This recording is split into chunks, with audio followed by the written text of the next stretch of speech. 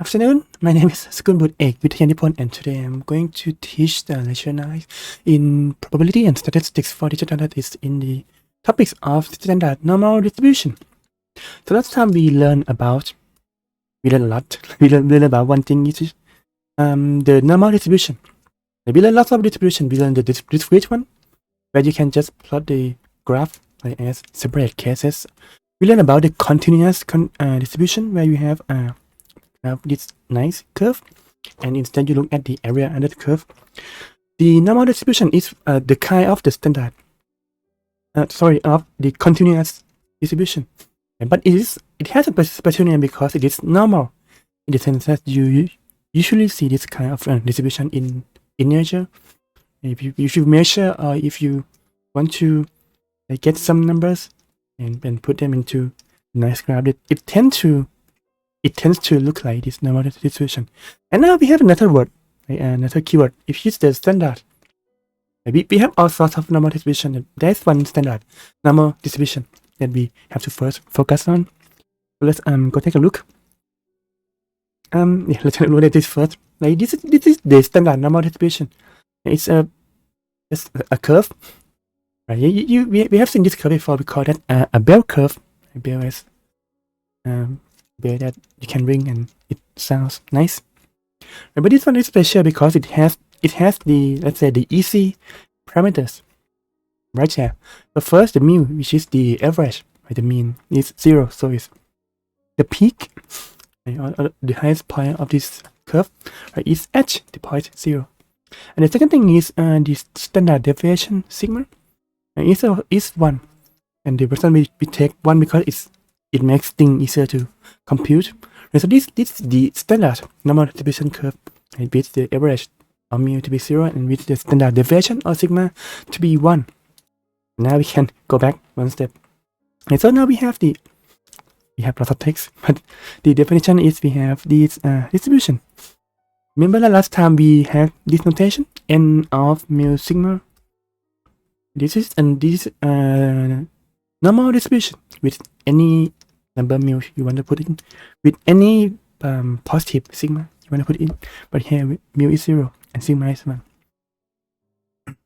And instead of using x, remember that we usually use the word x, use the letter x to indicate a random variable. This is it's a variable that we don't know the value yet. Right, but now we use the word the letter z instead. It's to distinguish between z, the standard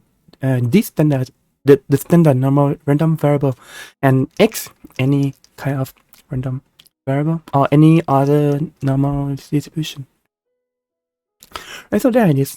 And then once we have that curve, right, then as usual, as when we have done with the continuous distribution, we can compute the area or find the probabilities of all sorts of problems, like the probability that z is less than 0, the probability that z is greater than 2, or the probability that z is between two numbers, and so on and so forth, by just finding the areas.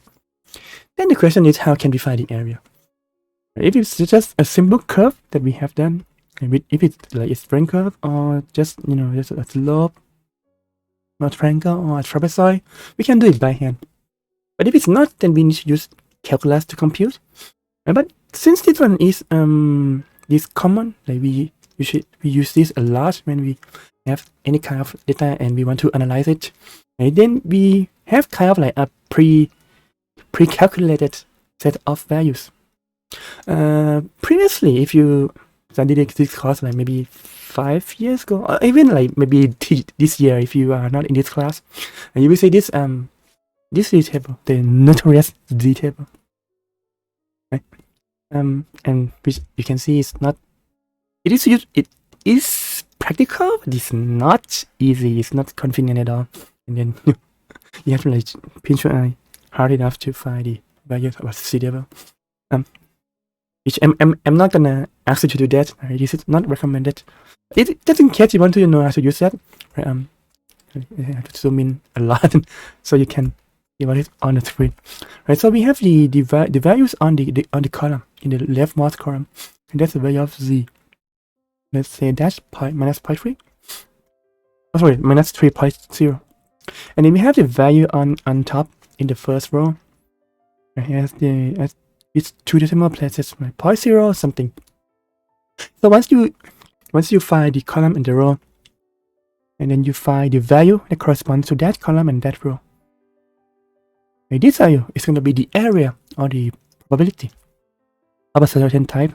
So in this case, it's minus 3.0 and then 0.02, so it's minus 3.02. So what it means is the probability that z is less than minus 3.02 is equal to 0.0013. This is how you use the z table if you want to. You know, if you have the graph of the standard normal distribution, right? Minus 3.02 is somewhere on the graph. So the middle is 0, and so 0 is there. Let's say minus 3.02 is there. So this probability or this area, this probability corresponds to the area to the left of this point. And it goes all the way to minus infinity. But for it's so small that you can. Sorry, it's so small that you can't see that well. Alright, just in case you want to use that table. But since we are, if you are watching this one, you are online, and so that means you have access to lots of nice tools or nice help us find the values. And so this is the app that actually this is the website, but we call that web app. I recommend is this website. If you click on the link, if you have the access to the lecture file, you click on the green link and try it. If not, then I'm gonna show you the Applet. Wait, I should have prepared beforehand. Anyway, there it is. Alright, that's the Applet. So you can see that yes, there's no distribution on top, so hopefully it is the correct place. They use X still, and that's some depends on what kind of notation you want to. Maybe have them, but we do have the same N, stands for normal, and we have mu, the average, and the sigma, the standard deviation. Usually you can use this Applet for any normal distribution, like not only the standard. And for normal distribution for any mu, average, and any sigma, the standard deviation. For now, if you want to find the values for standard deviation, you have put mu equals to 0 there, sigma equals to 1, and that's going to give you this graph. If you can try changing the values as much as you want, right? Nothing is going to stop you. But you can see here the graph now shifts to 10. At the peak or the center here is now at the value of x equals to 10. Let's go back to 0 because that's look nice. Nice, back to 0. Right, what are we doing here? So if you want to, let's say if you want to find the area to the right of the point x equals to 2, you simply type values to there in the blue box and click outside, and there it is. It's in the orange or red, I guess, red box.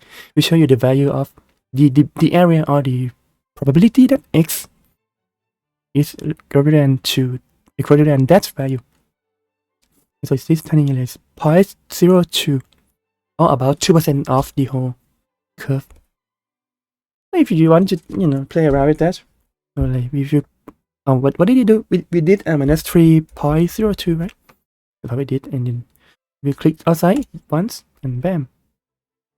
That's a lot. But because this is we are finding the area to the right, the area when x is greater than that value. And what we had before is the area to the left, so you have to click here and then change to the part that you want to, which is there. And there it is. And it is what we got, like 0.00126. 3.20. And there it is. And then feel free to change the numbers. And also change that in this drop-down menu. And therefore, areas that we would be interested in working on. So we have left to the left when x is less than the value. When the random variable is less than the value we put in. And define the area to the right instead. If it's greater than, it can give you. That's going to also show you the corresponding area. There's also these two interesting, which we will learn later why we would want to do that. Now this is the area to the left and right of a specific point. Okay, so this is what we call the right tail and the left tail. And just combine this together. And you can notice, you may notice that if you do just once, like if it's only on the right, it is about 0.06.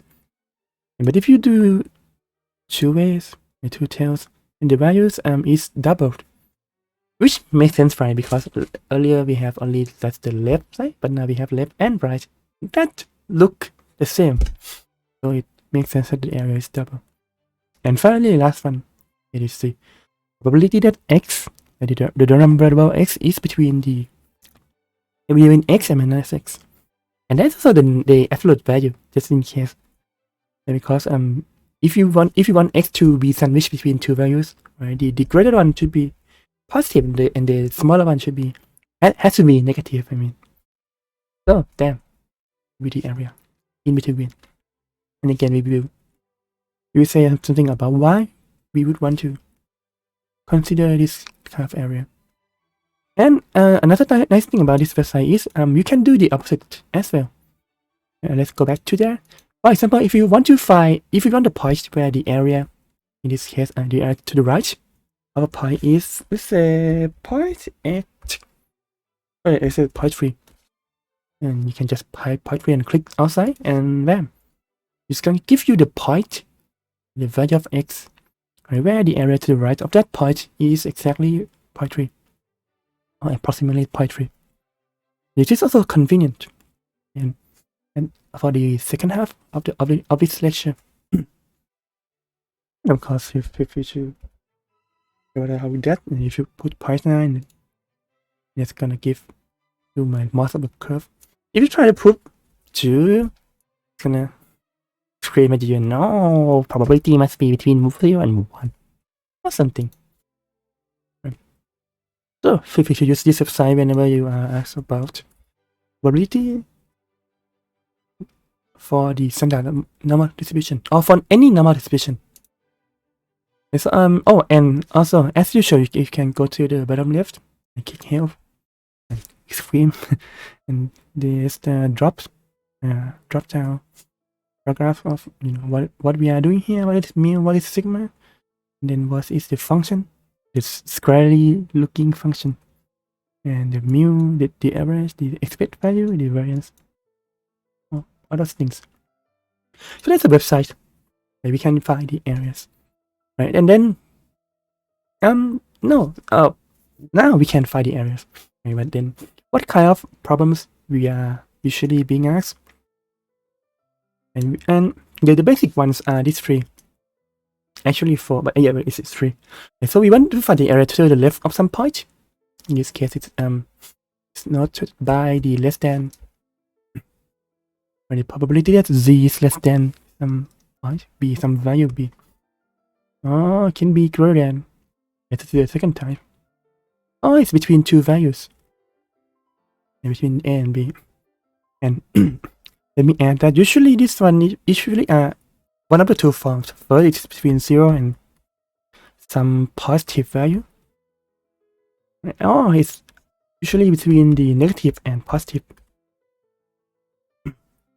We can mix and match the value of a and b can be anything, but the important one or the meaningful ones are these two. Okay, so let's see how can we find these kind of areas using the tool that we had. So usually you can just type the numbers in and find those areas, but sometimes you are given one area and you want to instead of going back to the graph every time, you can use that one area to deduce or to find other types of areas. Right? And in order to do that, then we need to know some properties of these standard normal distribution, which is this kind of curve. There are three properties that we can use.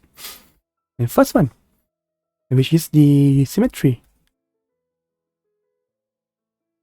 As in, if you reflect that around, if you look at that curve in the mirror, you will see the same curve, and the curve align perfectly. And this symmetry give us two important properties. First, by symmetry, if let's say put a point A there, or let's give it a number 2, and then when I share this area, this region is the probability that z is greater than 2. Oh, the logo is hiding that. And if I reflect that area in the mirror around the center, let's say that's kind of the middle of the mirror, and this area would be reflected to the right to give you the mirror image there. And also that point 2, it also gets reflected, and the point it gets reflected to is -2, because the middle is 0. If you walk 2 steps there, and you walk 2 more steps there, you get to the opposite side of the reflection. And what is this area? This area is when z is instead now it's less than -2. And both the inequality sign and the sign of the number get flipped. Right, so by symmetry, what we can conclude is that p of z less everyone some number is equals to p of z less than minus the negative part of that number. Sounds simple, right? And and here a can be any value, even negative values. I mean, it looks like it only works for positive value, right? But let's say if you put the negative value, let's say -1 there, and then you shade that whole area to the right, that will be the probability that z is at least -1, greater than -1. And if you reflect that area around the center, what kind of shape do you get? And so this line gets reflected to that, and if it's -1, then the new point at this point we get reflected to 1. And also this whole area, it instead of panning to the right, now it pans to the left, and so the result is this area. Or actually, we should draw a new one. This one, that's the area. This is when this is the probability that z is less than 1. And so this property also works for negative values of a by symmetry. Alright, then second thing is the fact that we are talking about probability distribution function. For this to be probability distribution function, or PDF, we know that the total area is 1. The area under the whole curve, like if we add them all up, we get number 1. And then if you use this fact, like along with the fact that this is symmetric, we get the corollary that the probability that z is greater than 0, which is the middle. Oh, let me remove that for the next one. If we look at 0, and if we change the region to the right, and what is the area of that region? Can you guess what it is? And of course, by symmetry, we know that this one is the same as the area to the left of 0. That's by reflections. But since we know that these two areas we know that first they have the same area. Second, the sum of both these areas is 1. That means we can conclude that the area of each of this one has to be exactly 0.5. and the green one, the area to the right of the point 0, and the orange one, the area to the left of point 0 has to be 0.5 each. That's gonna be useful later on when we do the math. So yeah, let's we can use this to. Oh, and lastly, yeah, we also use the fact that the total is 1 to include that this is true for like any point. Like it doesn't have to be 0. If I move the point to this point instead, let's say 1, and then apply the area to the right of 1 and to the left of 1, and that means the area of the region to the right, let's say c is greater than some value. Oh, that's me. Oops, the whole thing disappear. It makes it a like p of z greater than a, the blue area, a plus the area to the left of the same point. The probability that z is less than a, it has to equal to 1, and then that's the third property. Maybe I should put that as the second one. But anyway, we have 1, 2, 3, okay. And based on these 3 properties, we can manipulate some regions to we get different values that we want to, without having to compute. Of course, you can. You are free to always compute. Let's see how can we do that. So in this example, I'm gonna usually you're gonna have to find that using the table or put that into some calculator or software. But here instead, I give you the area of one region, and I ask you to find the area of other regions of similar types.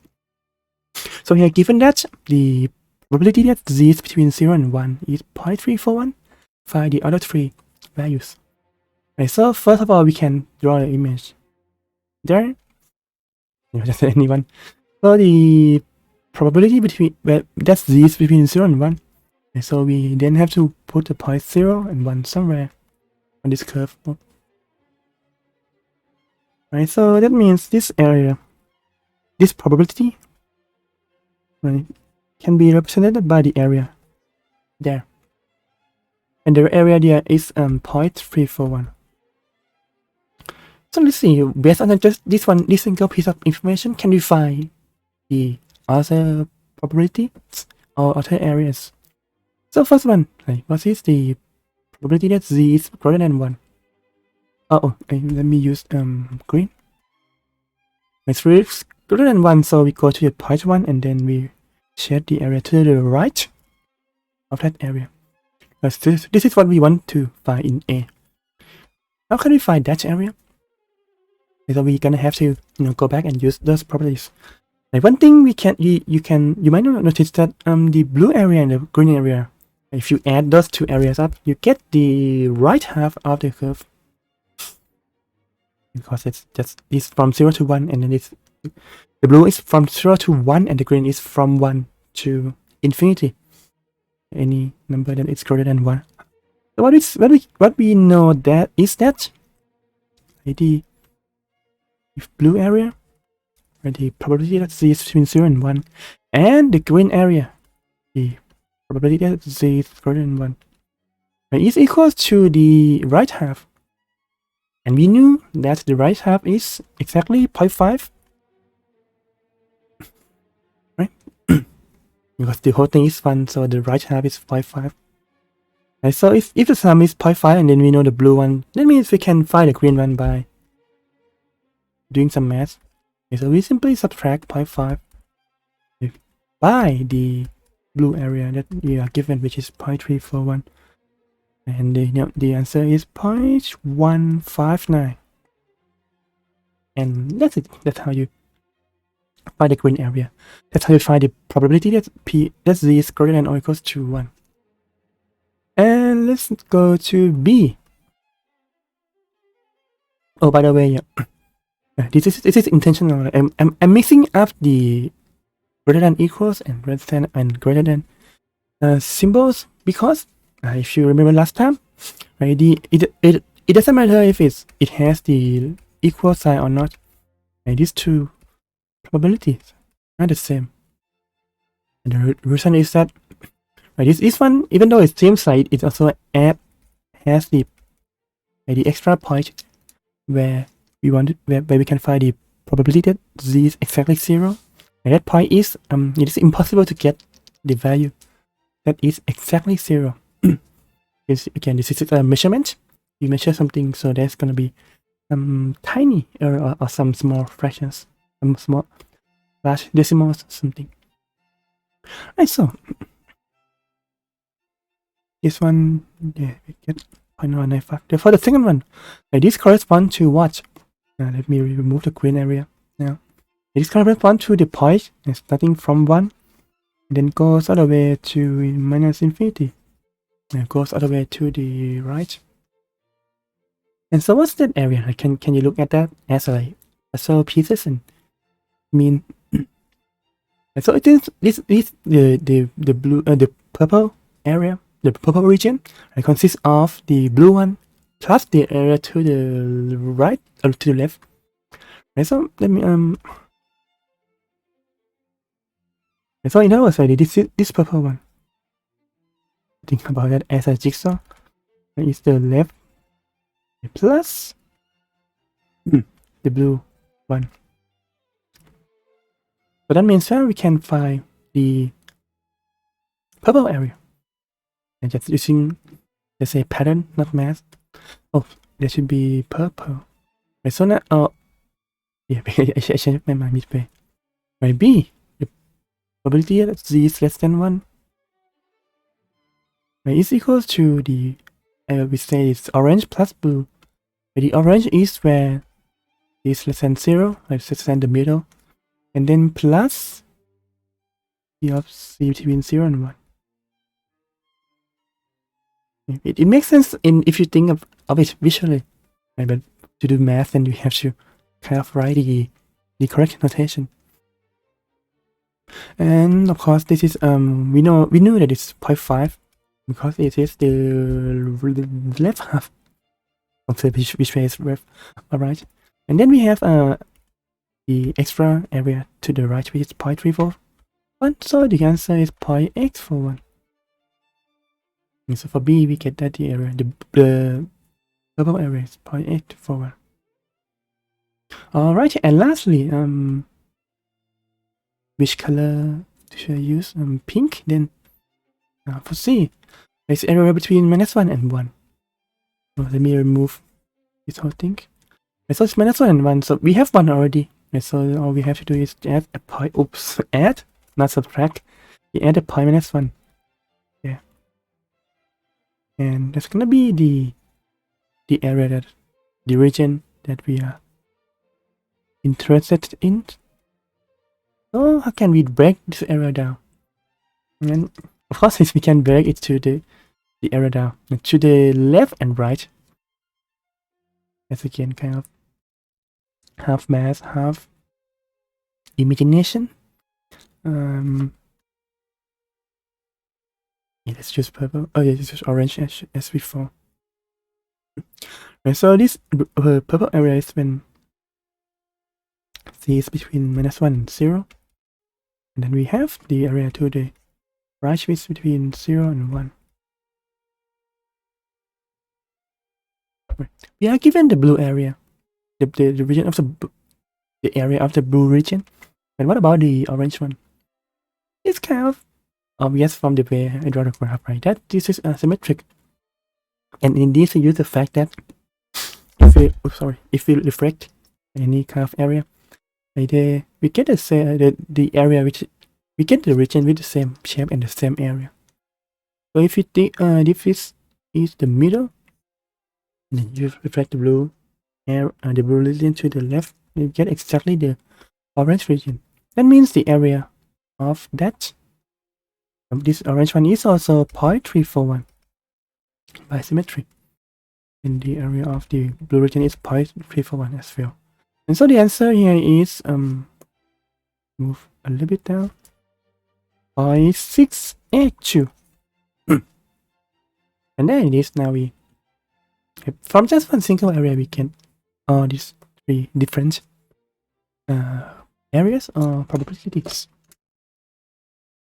Alright, Before we move on to the next one, which I think we have.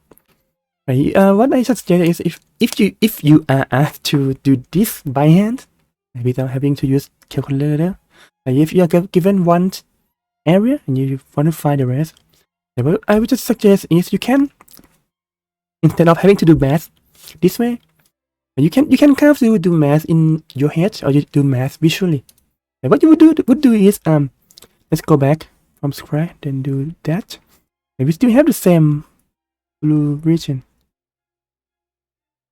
which has the area of 0.341.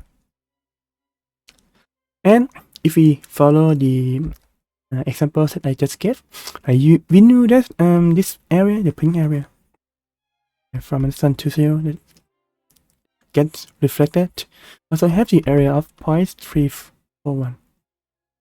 And then for the first one, we know that this area to the right, this green one, this region has area 0.159.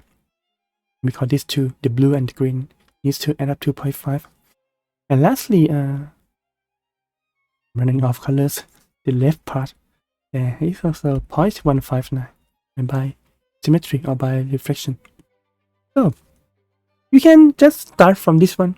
You can like split this curve into 4 regions this way. Right? And if you have this image, whenever you are asked to find other types of areas, then you can just refer back to this image. Right, and instantly know that what that area for an image is made up from. For example, for A is I think for A is it is obvious that it's simply just one green area. So A, you can say immediately that this one is 0.159. For B, maybe know that this area is made up of the area to the left of 0 plus the area between 0 and 1. You have to move that a little bit. Okay. And so this is the this one. This is blue plus, actually that's a red, pink plus orange. It's all the way to the left. So this area, this probability of this region consists of these 3 different areas. And so based on this image, you can just plug in the values. This is how you would have to do it in your head. But what you can do is to kind of speed up the process. If you understand this already, is to just make sure that you get the right number and get the right part. So it's orange plus pink plus blue, in which we can do the math in your head and get 0.841. And again, now you don't have to refer back to the 3 properties in the previous page. And because I believe it is easier to do that visually. If you in the blank, get these 4 regions, and then C, of course, that's if it's between -1 and 1. This is obviously it's the pink and the blue area, so this is 0.341 plus another 0.341, and so it's 0.682. And so that's I'm gonna help you speed up the process, but make sure you get the image with the right numbers first. Alright, that's the end of the first part, and let's continue to the second part.